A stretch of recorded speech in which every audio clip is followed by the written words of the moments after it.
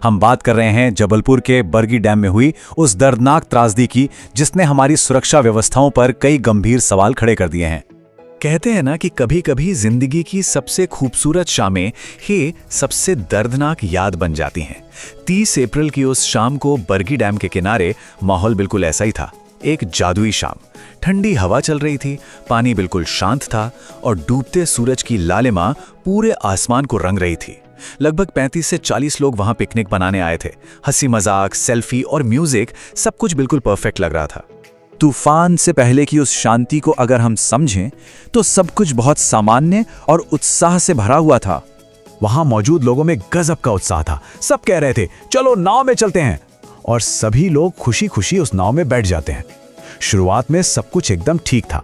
पानी पर नाव धीरे धीरे तैर रही थी और सब लोग मजे से वीडियो और सेल्फी बना रहे थे। लेकिन एक बेहद अहम बात जिस पर शायद ही किसी का ध्यान गया, कुछ लोगों को नाव में चढ़ते वक्त सेफ्टी जैकेट मिली ही नहीं थी।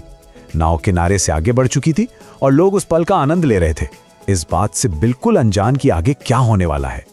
और फिर पलक झपकते ही पूरी तस्वीर बदल गई। नाव आराम से चल रही थी, तभी किसी ने कहा पानी थोड़ा गहरा है और हवा भी तेज हो रही है। और अचानक मौसम ने करवट ली। हवा बहुत तेज हो गई और लहरें ऊंची होने लगीं। नाव बुरी तरह हिलने लगी थी। डर के मारे लोग घबराने लगे, आवाजें आने लगीं, मुझे डर लग रहा है, वापस चलते हैं। लेकिन तब तक बहुत देर हो चुकी थी। एक तेज लहर आई और नाव का संतुलन पूरी तरह बिगड़ गया। नाव चलाने वाला जोर से चिल्लाया, सब लोग बैठ जाओ। पर तब तक अफरा तफरी मच चुकी थी। फिर एक जोर का झटका लगा और वो नाव पलट गई। नाव पलटने के बाद जो हुआ वो कुदरत के आगे इंसान की सबसे भयानक बेबसी की कहानी है। डर ने सबकी सोचने की ताकत छीन ली थी। कई लोगों ने एक दूसरे को पकड़ने की कोशिश की, लेकिन पानी की तेज धार और घबराहट के कारण सब बिखर गए। वो कुछ ही सेकंड थे, लेकिन शायद उनकी जिंदगी के सबसे लंबे पल। इनमें सबसे ज्यादा रुला देने वाली कहानी है मरीना मैसी और उनके 4 साल के बेटे त्रिशान की। एक माँ अपने बच्चे को अपने सीने से लिपटाए मौत से लड़ रही थी।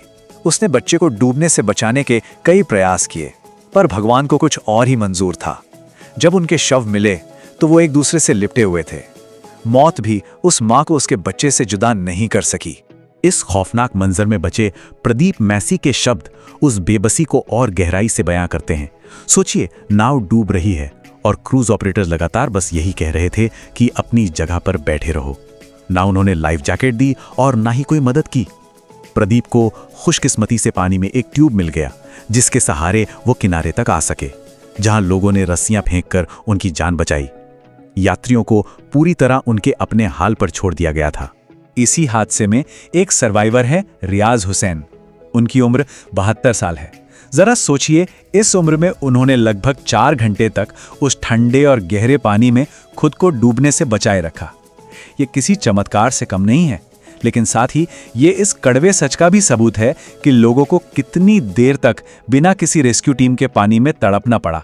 इस लापरवाही का जो अंतिम नतीजा निकला वो बहुत ही दुखद था। 13 जिंदगियां। रिपोर्ट्स के मुताबिक 9 शव बरामद किए गए और 4 लोग लापता रहे, जिनमें 3 तो मासूम बच्चे थे। उस दिन जबलपुर के उस कोने में कई घरों की खुशियां हमेशा के लिए डूब गई। अब सवाल ये उठता है कि क्या ये हादसा टाला जा सकता था? जवाब है हाँ, अगर नियमों की अनदेखी ना की जाती। नियम और हकीकत के बीच का ये अंतर आपको चौंका देगा। नाव की क्षमता जिसके लिए टिकट जारी हुए थे वो केवल 29 थी, लेकिन असलियत में उस पर 40 से ज्यादा लोग सवार थे। और इससे भी बड़ी और जानलेवा लापरवाही ये थी कि मौसम विभाग ने पहले ही ऑरेंज अलर्ट जारी कर रखा था। 50 किलोमीटर प्रति घंटे की रफ्तार से तेज हवाओं की चेतावनी थी। इसके बावजूद इस ओवरलोडेड नाव को पानी में उतार दिया गया। जबकि हमारे कानून बिल्कुल साफ हैं। इनलैंड वेसल्स एक्ट 2021 साफ तौर पर कहता है कि नाव के रवाना होने से पहले हर एक यात्री को लाइफ जैकेट दी जानी चाहिए और उन्हें वो पहननी भी चाहिए। ये कोई चॉइस नहीं है, ये एक सख्त नियम है। लेकिन जैसा हमने देखा, बहुत से लोगों के पास जैकेट थी ही नहीं। लेकिन हादसे का सबसे भयानक सच तो एक वीडियो फुटेज से सामने आया।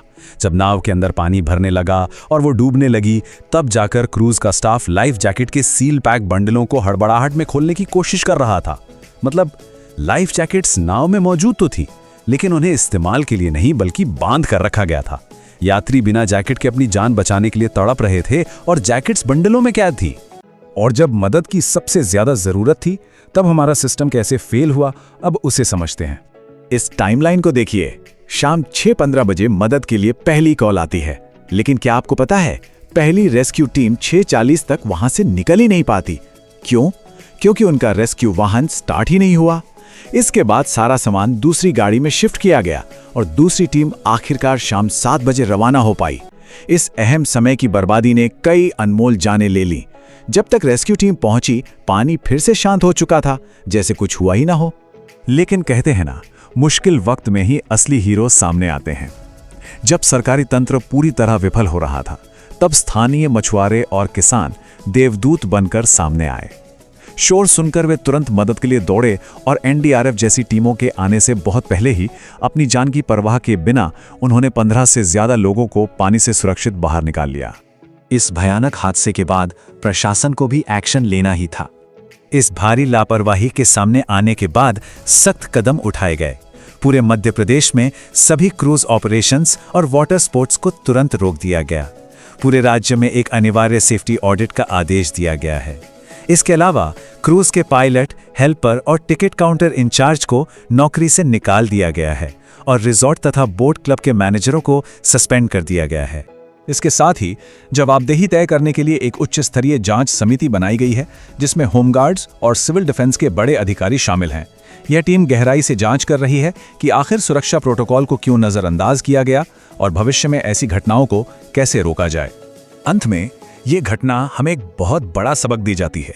कभी कभी हम छोटी छोटी चेतावनियों को नजरअंदाज कर देते हैं, लेकिन याद रखिए, प्रकृति के सामने लापरवाही की कीमत बहुत बड़ी होती है।